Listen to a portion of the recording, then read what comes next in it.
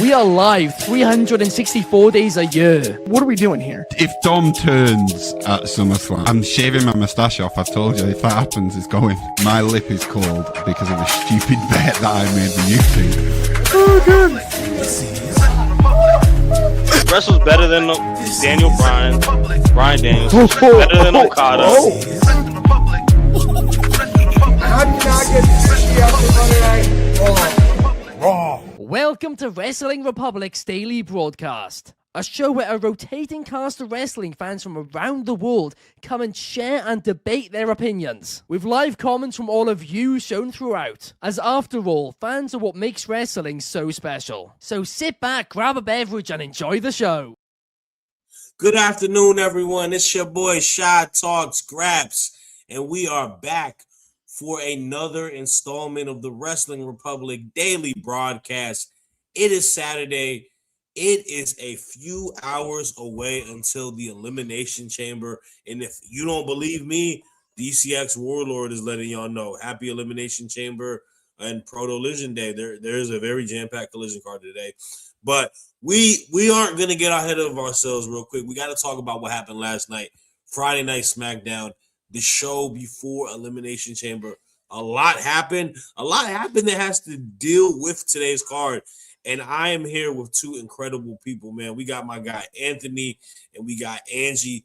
Good to see y'all, man. And hey, man, real quick before we start, out of 1 to 10, what is the excitement levels for Elimination Chamber tonight for y'all?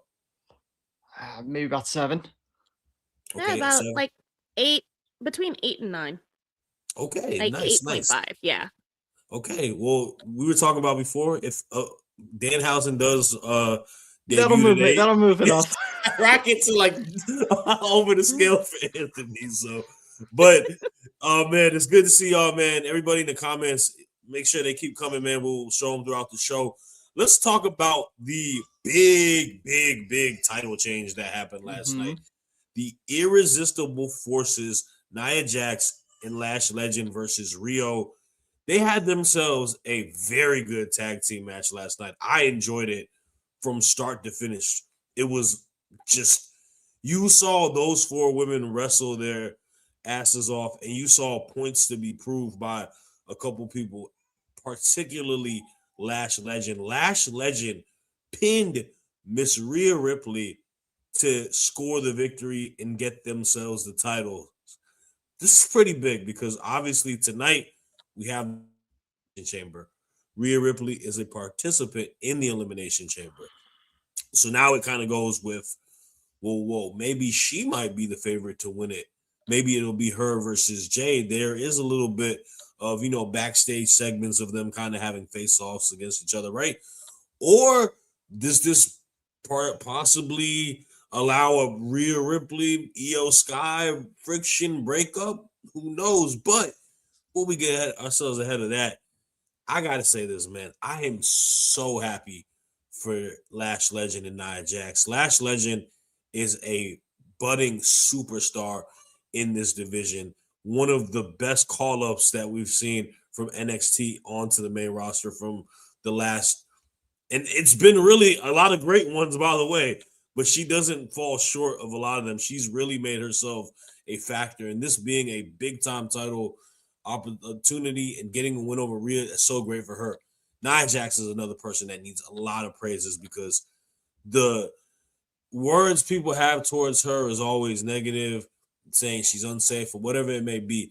Nia Jax has really improved so much. And since she's returned, I think she has probably been having one of the best runs, if not the best run for her personal career. And she's the ultimate tag team girl. This is her 3rd tag team title reign that she's had. So congratulations to them. But I want to know y'all's thoughts, man. Thoughts on the new tag champs. And also, what do you think goes into Elimination Chamber tonight with Rhea Ripley winning, losing, and now potentially winning tonight? Anthony, I'll start with you. I have a lot of thoughts on this. One, I saw Cage Match didn't exactly give a lot of love for this match, but I really enjoyed it. I thought it was a very good match. It was used to elevate Lash and to showcase all the women involved. Nia Jax is somebody that her career is night and day. You know, the first go around, people were like, she's only there because of her lineage, the family, this and that. And not exactly remembered as fondly. This run, it's night and day. It is without a doubt. She is one of the best re-signings that took place during the Triple H era, if you will. And in a lot of ways, she reminds me of like the Miz in the sense where she's the go-to veteran that they are putting with young talent with to help elevate them. And that's what she did. She did it with Tiffany. She's doing it with Lash. You could still see Lash has bits of green in her. There was one spot in the match where I'm going, all right, this seemed really clunky. Like there was a spot where she picked up RhIyo and it looked like she was going to slam her. And then she just put her down like nothing. Like she forgot where she was. Like there was no, like RhIyo didn't fight her back. She just like put her down. I'm like, all right, that didn't look the best. But as a whole, I thought the match was solid. Lash is somebody that absolutely has a presence about her. You don't have to know who she is, but she's somebody that if she walks in the room, you know, she seems like she's somebody. She just has this presence. Jade has that. I think it's too early to pull the trigger on Lash winning the Chamber. I think you gotta build her up, especially as a singles star. But the potential's there. The potential is absolutely there for her to get to that plateau at some point. It's interesting with Rhea because Rhea's in this weird position, just like Charlotte, just like Becky, where they are so established and so at a level. And Roman has this problem too. If they're not going for a world title, it's really difficult to book them because everything else pretty much seems beneath them.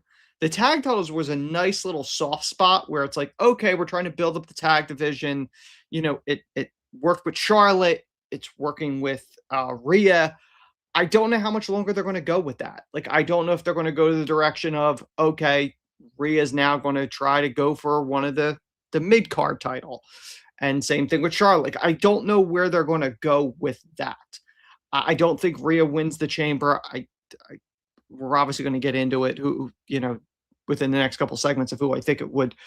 But I thought it was a solid match, and I think the Irresistible Forces is a good move to help establish Lash and to the eventual, she'll eventually feud with Nia because that's what you have to do now. Like that's, and it's not a bad thing, but Nia's just so established that it works. You know what I mean? For sure. And I totally agree with you. I think with Lash, like I remember her first vignette in WWE, like what, 4 or 5 years ago.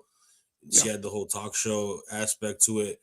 And I like the progression that she's had, and she still has ways to definitely improve. And I agree with you on that. But like, you can tell that woman put in a lot of blood, sweat. The effort's being given. It's not, she's not mailing it in. What I'm saying is, though, I think it's a little too early to pull the trigger on her, but the potential's there to get to that, assuming she continues to progress as she has.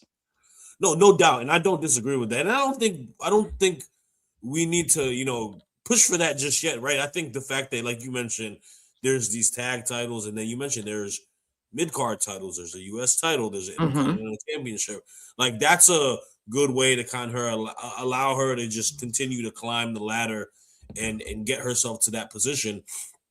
And man, I just love the moment because you can tell that meant a lot to Nia Jax and her. Like, you saw Nia Jax emotional and very happy about this tag team title being won. And Angie, I want to actually pass to you. What are your thoughts on this new champions that we have? Like, is there a level of excitement? Do you think it's the right choice? Because obviously, Rhea and RhIyo are probably, if not the two biggest women in the company right now. We are in Mania season. Do you think we should have maybe allowed them to still be champs going into Mania? Or do you think this was maybe the right call? I think this actually might have been the right call.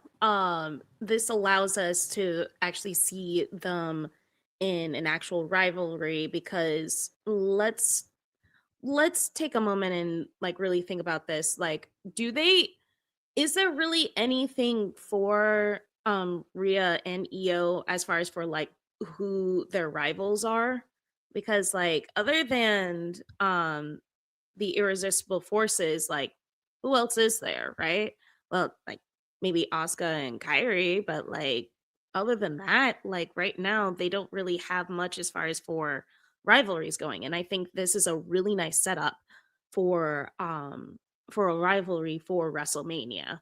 Like we're still on the road to WrestleMania, so it makes it easy enough to go ahead and maybe start with something at least. And I can definitely see this as one of the matches for WrestleMania. It was a bit of a shock at first to see the Irresistible Forces win last night, but hindsight being 2020, like hey, might be setting up for that. No doubt, and I think you made a good point there, where this could definitely still be the route for these four to go against each other at a Mania. And I mean, I got to give them credit; they have done a good job actually, like booking this division compared to like the other belts. Like, there's a lot of emphasis from even when they had Charlexa, right, as a team prior to that. You know, I love Was these that the two- official name? I don't even believe know. Was so. that the name? I believe so. If I'm not think it mistaken, I love is. these. I like. By the way, the Irresistible Forces is it's a good name. by It's the it's way. very old. It's very old school. Like you know, that's a very Gorilla Monsoon tagline that he used to deliver. John, I do want to say one thing because you did mention this. The Yeah. fact that like you seeing the look on Lash and Naya's face of how excited they are. You know, there's always this perception, and some people, Vince Russo, to be one of them, to go, they're just props. They don't mean anything. You don't actually win them. But when you see the genuine, you can't fake that. It means something to them. And if it means something to them, the audience picks up on that. Like Yeah. it's an acknowledgement that the company believes it strongly enough in you to strap one of their titles on you. Like, you know what I mean? It's not everybody gets one of those. And that's one of the complaints that I always have with WWE or AEW, that feel like they have too many titles, because I feel like it dilutes and devalues titles, because if everyone has a participation trophy, it doesn't mean anything. The reason gold is so much money is because it's a finite supply. If Yes, everyone had it's supposed to gold, be. it wouldn't mean anything. It wouldn't have any value. Yeah. So Find for the them man. to, you know what I mean? So for them to push the titles, and you know, it was running joke with the women's tag titles, and I said this before, it's great to have them, but I don't want you to have them just to say, well, we got them, so it's equality. Like, if you're not going to do it the right way, and I said this with the mid-card titles when Ben asked me, should they do them? I'm like, not if they're going to, you know what them. If they're going to screw them up to just have them to say, we got them, it doesn't do anything. It's a disservice to the women if you do it that way. So if you're not going to be able to commit to it, don't have 7,000 titles. That's in general. Yeah, no, and I don't disagree with that point. I feel like there should be a added focus to it. And I think WWE has definitely improved the booking of the women's division in the last year, right? I know this was an ongoing topic we had on our platform, you know, and I feel like they've made the emphasis, like, really, I mean, look at the card last night and what we're talking about right now. We got two of the biggest things that happened last night were two women's matches. Also, Jordan Grace, you know, beat Candice LeRae. So, and this was a show that would only have one, right? So hopefully we see, you know, progression with the other titles. I want to get through some couple comments and then let's get through these other topics on the show. We got the homie Ben Davis, man. What's going on, Davis? He is in Chicago at the moment. He's going to be at the Elimination Chamber. So if you follow him, make sure you check out all the cool stories and stuff that he's going to be posting on his social media. We got Fernando Zayas in the building. He's saying, good afternoon, WR crew. What's going on? DCX is hoping that Mustafa Ali is in attendance. I believe there's TNA tapings tonight, though, in Atlanta. I'd have to look. I'm not 100% certain on that one. I don't like to talk about the dirt sheets, but I believe that's why Ricky Sosa is in the States right now, because he's going to Oh, be that's working right. for TNA. Yeah. So, but that didn't say anything. We got Donnie in the building saying, I think the company has done a good job of using bulletproof former champs like Roman and RhIyo. Both have helped elevate others without touching a big title for a long time. He's also saying, I suspect Lash and Nia will be working the Bellas at Mania because that's a box office match. It'll definitely annoy hardcore fans, but I get it. That'd be cool. I mean, honestly, it's a risky one, though. I ain't gonna lie. It's a lot of greed. On that Risky one. ain't the word for it. Yeah, I mean, Nia Jax would definitely be a general in that match. So, and then we got what else? We got DCX Warlord saying that Shad's favorite French wrestler might be Ricky Sosa. That's what we were talking about just now. So we'll see what's up. And is he frozen? I believe Anthony is frozen at the moment. So yeah, he is. So there he goes. all is good, man. We do stuff differently over here sometimes. We're gonna go to the next topic. He'll be back here shortly, and we're gonna talk about Miss Tiffany Stratton because she got to wrestle last night, which we thought was going to be a one-on-one match. Sorry, I did not mean to just put it on you. Now you good. And we thought her and Asuka were gonna have a one-on-one match. This is my new favorite trope now. Asuka just saying that, yeah, we're gonna have a match. You're gonna have a match, but I'm gonna put Kyrie in it and just throwing Kyrie saying into the fire. I freaking love the Kabuki Warriors dynamic right now. Asuka is so, matter of fact, both of these women are hilarious. Like the backstage segment of Kyrie just touching Tiffany Stratton's like little like slit on her bottom of her dress and saying, "Are you a jellyfish?" Call her a jellyfish, making fun of her, and then just everything Asuka does with this and basically like shouting out Kyrie, it is hilarious. But her and Tiffany had a match, her and Kyrie saying, and this was a good match, man. I thought this was a good showing from both ladies. I'm happy that they're kind of letting Tiffany progress back in here, coming back from, I believe, an injury, working week by week, and starting to feel a little bit more comfortable with her moveset and all of that. To me, I thought it was a solid match.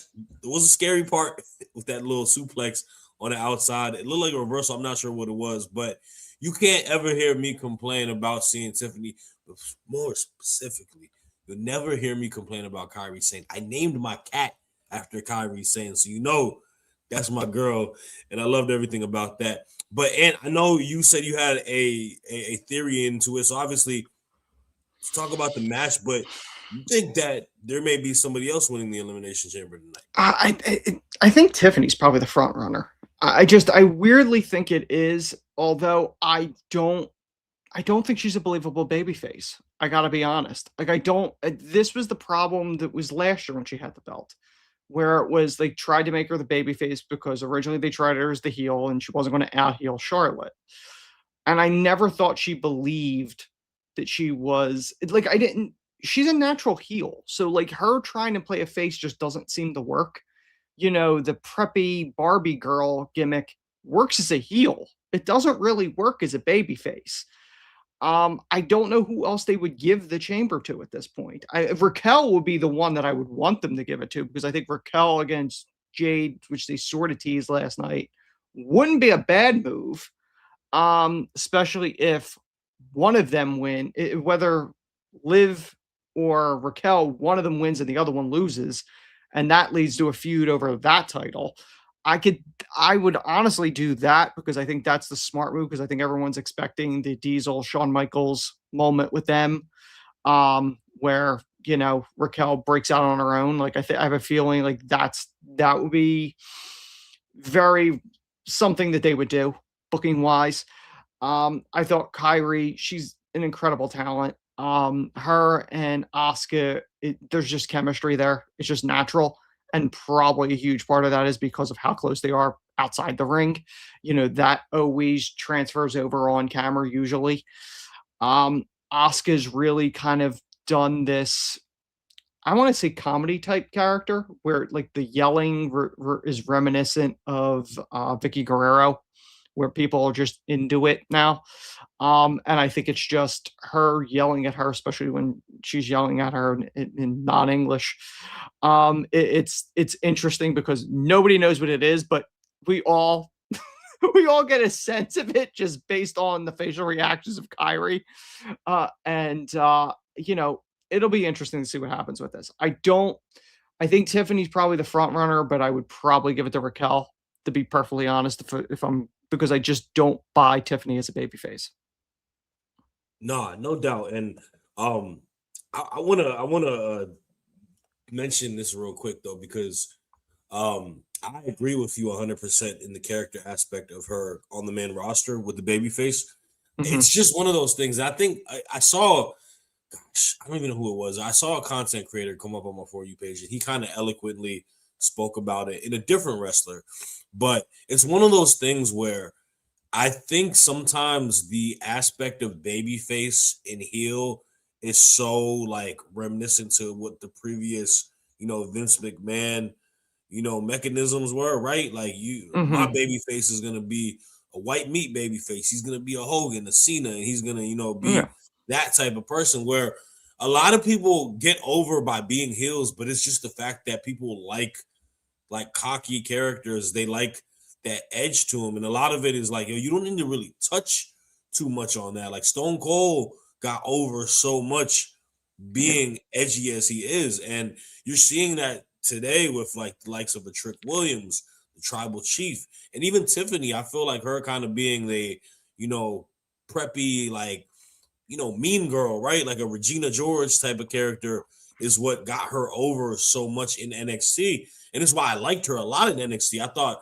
her promo ability, cutting on, insulting her opponents, belittling them, calling them poor, all of that is good. That's why we like MJF so much too, right? Like, but the thing is, with MJF, people that cheer him, they love to hate him. Tiffany, though, is straddling the line of doing the gimmick, but also pandering to the crowd, which is not real. Like that's where I think she's trying to straddle both strands. Like it was a couple weeks ago, Nikki Bella, where they were in Philly, and like they're supposed to be heels, but she clearly couldn't decide what she wanted to be because it was Philly. Yeah.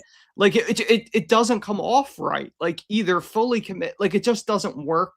Certain people can do it. Roman could do it. Austin was able to do it. The anti-hero Piper, like people that were just like, you just love to hate them.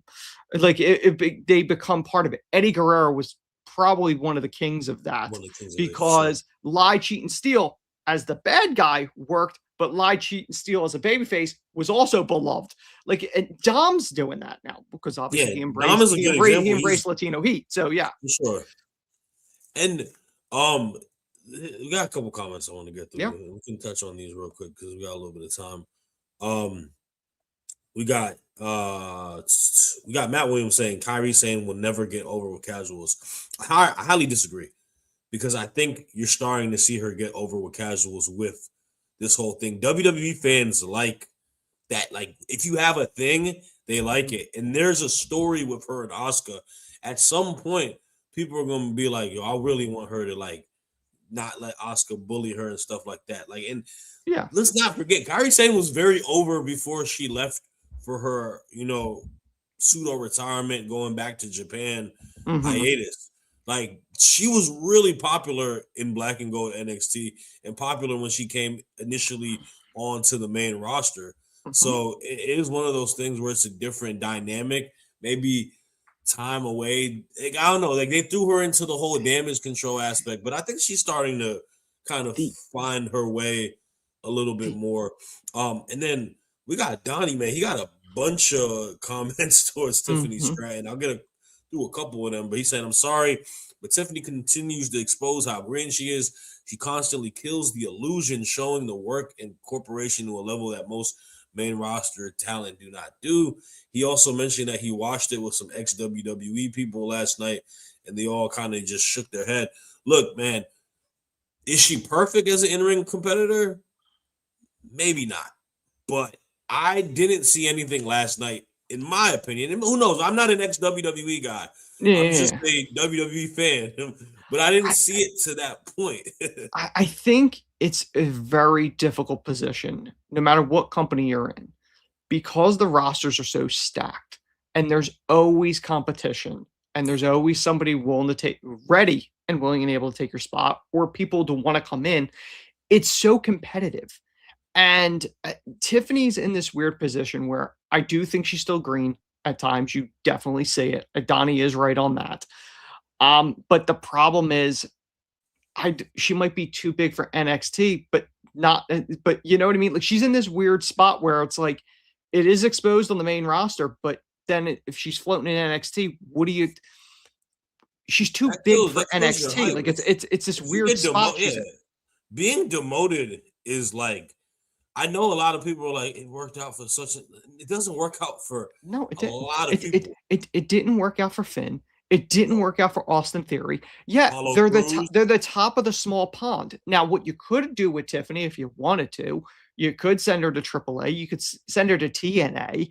You could do it that way to get her to get the reps in and then dramatic return to the main roster. If you wanted to do that, not saying they're going to, but you actually do have playgrounds you could put her that wouldn't necessarily look as demotions. It really hasn't worked for any because Dijak, it helped his character and he did better stuff, but he got released after that. Baron Corbin, my God, he felt less than important returning back, right? And then he got released too. But Bum Corbin was his greatest run, and that was a comedy character. It was not because of anything else that he was doing. Yeah, so we'll see what goes on, man. We'll figure out how it goes. But her winning tonight definitely is she's definitely one of the favorites to a lot of people. A lot of people have picked her to win. So, but man, let's talk about my favorite thing last night, man. The ruler, Oba Femi, coming out there, man, biggest, baddest man in the entire yard, and he went against Miz. First and foremost, I love the promo battle between both these guys. Highly entertaining. Where the Miz told that man, I had guys like the Undertaker back in the day with me. Let me be your Undertaker. And he says, you don't look, you have no resemblance. There's no resemblance there, but you are a dead man. You are a dead man. Oh my goodness. That is such a great line. He squashed the Miz. I think they are definitely allowing Oba to just kind of slowly but surely pick up momentum as it goes. But his momentum is so good right now. As soon as they're ready to, pull the trigger, he's going to just instantly shoot out and be a bullseye target. Like, that's one of those things. But I don't mind this right now. I know a lot of people have kind of issues with it because they're like, why not put him in the main event scene? Look, there is a time and place for him to be in that main event scene, and it's probably sooner than later. But for the time being, whatever his Mania match may potentially be, maybe he may be Brock Lesnar's opponent. I don't know. I don't mind this. I mean, he's going to go ahead and get quality squash matches over reputable people. I mean, he beat the freaking War Raiders by himself.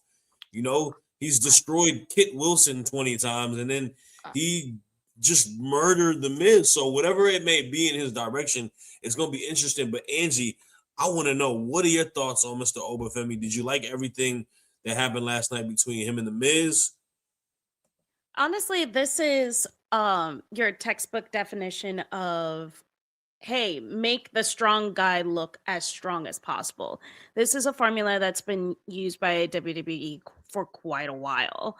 So being able to see it again after so long, honestly, it does warm my heart a bit because we haven't had the strong guy in quite some time. Like, the last time that they did this song and dance was with Braun Strowman and Omos. And it's been a minute since we've seen either one of them. So yeah.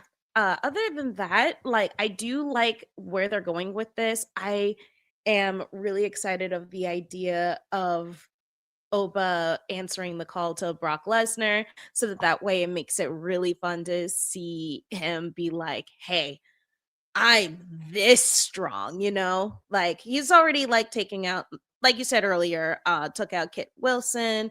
That last night with The Miz was absolutely hilarious. And again, this is why The Miz is as great as he is, just like doing, I don't even know if that was impromptu or not. If that was just part of the whole thing, that was awesome.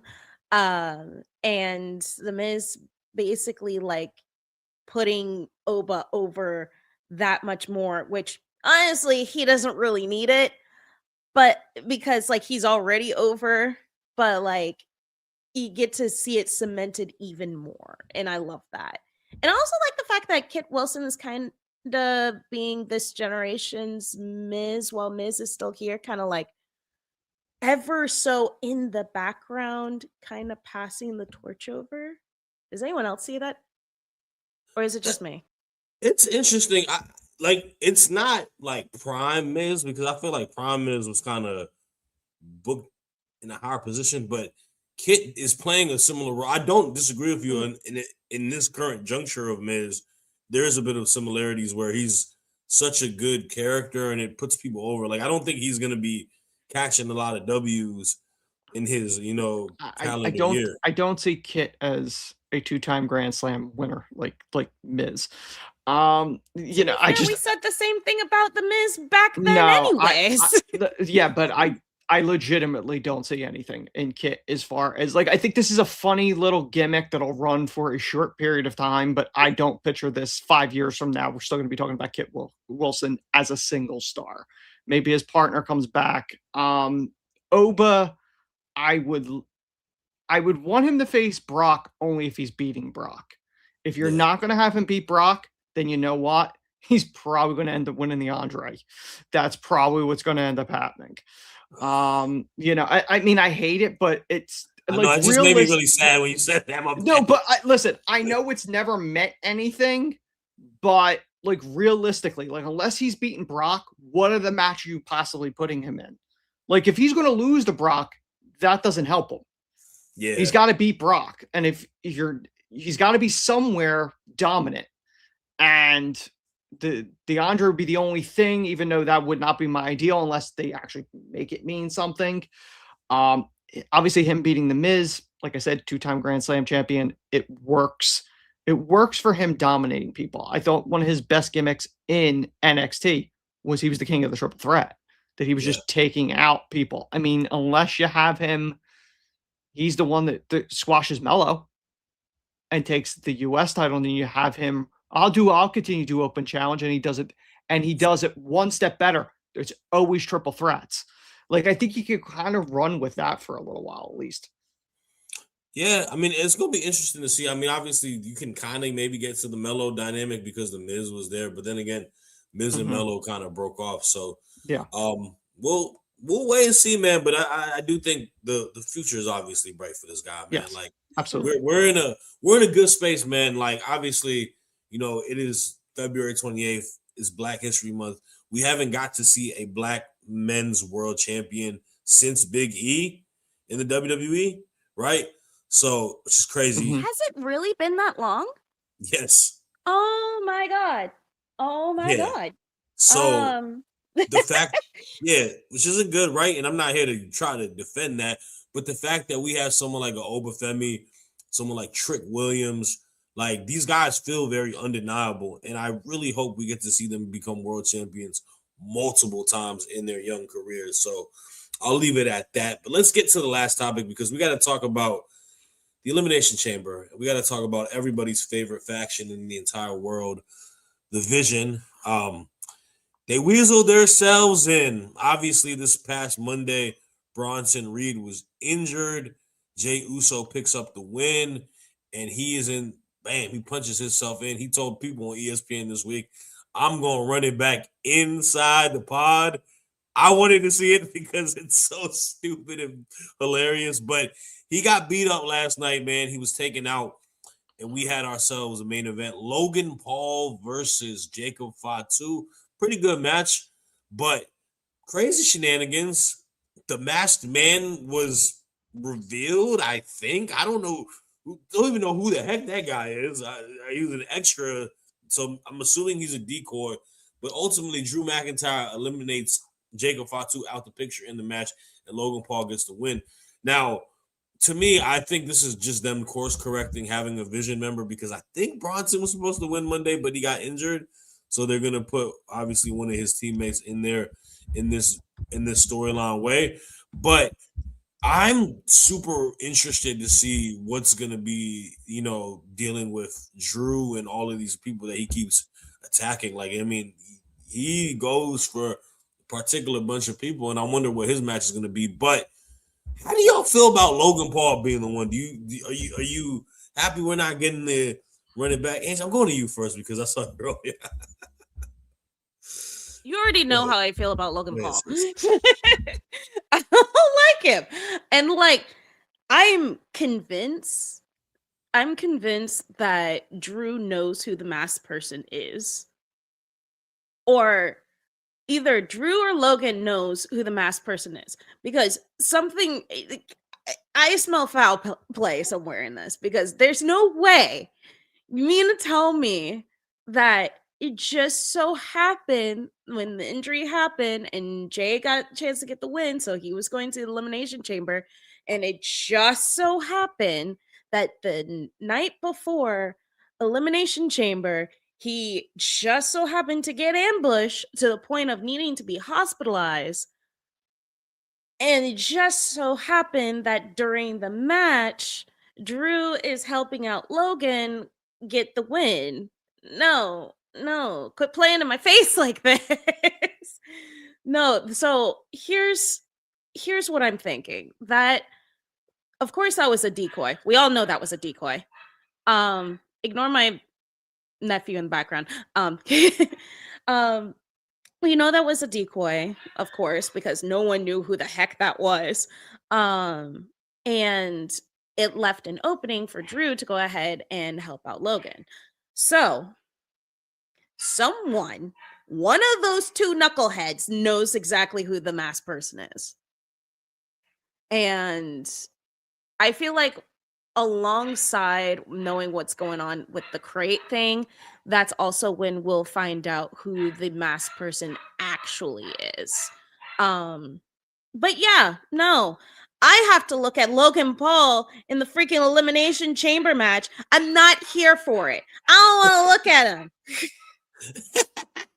I don't want to have to deal with this, because now I have to go ahead and go through a whole match.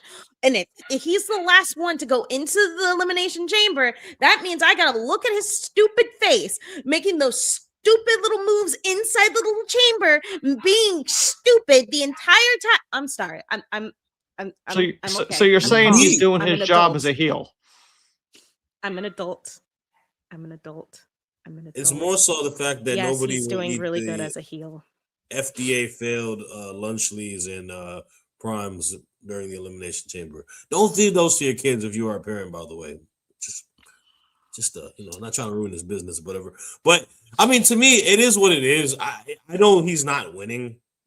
Clearly, he's not winning. He's gonna be a spot guy more than anything. He'll probably, jump off, be ragdolled a little bit, do what he needs to do at that point. But it really is more so like, I don't know what the hell is going to happen with this Vision storyline. Like, I don't even know if to me, it seems like they're writing it on the spot. Like, when you have a paper to do like an hour before last minute. So you just write as much as you can. That's kind of what it feels like it is. And I know you are a Vision hater like myself. So the floor is yours, man. What do you think about him qualifying? And like, specifically all of that shit that happened last night with this, people calling it a red herring in the comments. Yeah. What is all of this? Has anyone checked on Rikishi? Because I'm sure he's crashing out right now. Because he thinks his kids should all be world champions all at the same time. No, I mean, I'm not opposed to this. Maybe there's something else going on. Maybe Jay's got an injury or something later, or maybe they're just they want another heel in this thing. Because Jay was not going to win it. Like, let's be real. Jay was not winning this thing, so it doesn't matter who took his spot unless they're winning.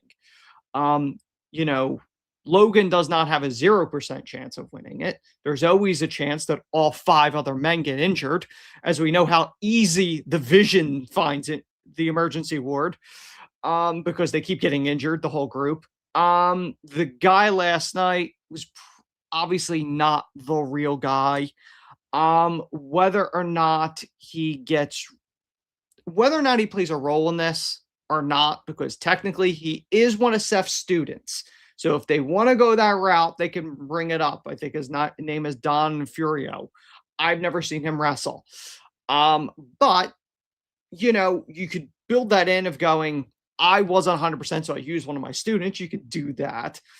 The more likely scenario is Drew being Drew just found some schmuck to put a mask on to throw everybody off so that he could do his business. I don't think he knows who the true masked person is, because I think the masked person is supposed to be, in theory, Seth, but Seth's probably not healthy enough to do it. So they're using people like these guys, or, you know, Grayson Waller, perhaps, because I think somebody noticed the same sneaker or something the other day. That it's like, oh, that's, I don't know. I think that it's all supposed to be Seth, essentially. I'm guessing that's the direction they're going with this. You know, it has nothing to do with the crate. You know, I think the crate ultimately, I think it's Danhausen, and I think it's going to play a role probably in the Punk Finn Balor match, because, you know, I think Danhausen can curse a non-demon Finn Balor. But, you know, Logan makes sense. He's easy to hate. He's doing his job, you know, and it's his 3rd one in a row. So he knows how to work the chamber at this point. So it's going to be interesting. Logan's not winning, like you said, Shad. It's not happening. Jay was not winning. It's probably Cody's. But honestly, in all seriousness, I think it's probably going to be either a 4-way like they did at WrestleMania 2000, or a 5-way, because I think Orton and Jacob and Cody and Drew, I think that's who it's going to be, honestly, at Mania.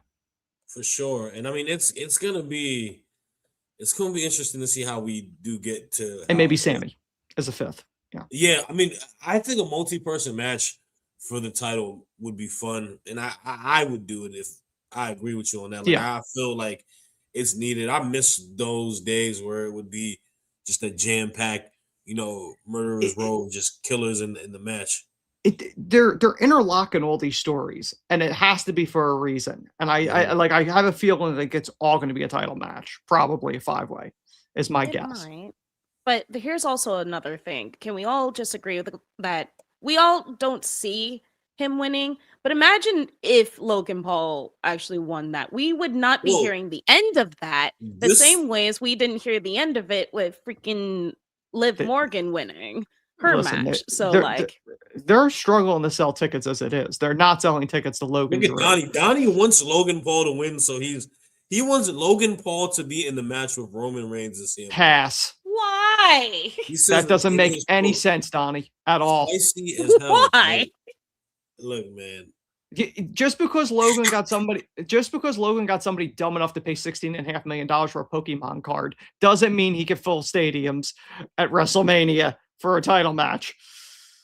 Yeah, man. I will give him credit where credit is due. He's actually pretty good in the ring. Oh, he is. Absolutely. I don't like admitting that, but like, hey, when you're good at what you do, but you're still a crap person, like, hey, like, it's kind of hard to really gauge a person like that. But like I said, he's still good in the ring. We're not going to hear the end of it if he actually finds a way to win. And please, please don't let that actually be something that comes to fruition. I will actually be upset.